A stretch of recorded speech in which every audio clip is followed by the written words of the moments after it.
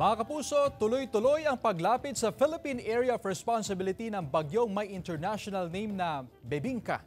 Sabi ng Pag-asa, anumang oras ngayong hapon o gabi ay posibleng nasa loob na ng PAR ang bagyo at bibigyan ng local name na Ferdy. Hindi ito magtatagal sa ating boundary at posibleng lumabas din ng PAR makalipas ang ilang oras. Mababa ang tsansa nitong mag-landfall pero palalakasin nito ang habagat simula ngayon hanggang sa mga susunod na araw.